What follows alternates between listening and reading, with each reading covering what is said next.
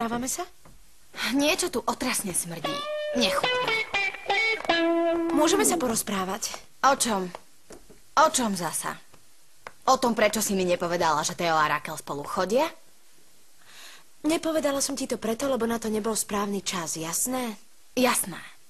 A teraz vyzerám ako najväčšia krava zo školy. Budem za úplného idiota. Super. Už prestaň, no tak prestaň, Jose. Chceš sa pohádať aj so mnou, aby si mala pocit, že ťa nikto nemá rád? Nie, nemen tému, Roberta. Neodbočuj od témy.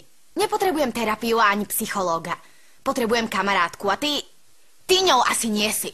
Upokoj sa, dobre, som tvoja kamarátka, tak ma prosím ťa počúvaj. Vieš, že som tvoja kamarátka? Áno. A myslím, že som to dokázala. Vždy budeš moja kamarátka. A to, že sa Theo na teba vykašľal, znamená len to, že je dobrý idiot. Aby chodil s Rakel, na to už nie je idiot. Preboha, Jose, nemôžeš sa porovnávať s tou kozou. Ona ti predsa nesieha ani po členky, jasné? Nemôžem uveriť, že kvôli tomu debilovi si zabudla, kto si, akú máš hodnotu a aká si ohromne silná žena. Akú mám hodnotu, Roberta? Akú? Odpovedz mi. Teraz ma aj ty ľutuješ. Však prečo sa so mnou vôbec rozprávaš? Neviem, či ťa zaujímam a či ma máš rada.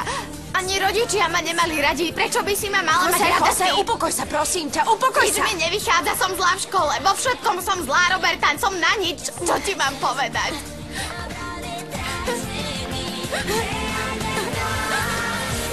Tvoj život nezačal s Theom a ani s ním nekončí.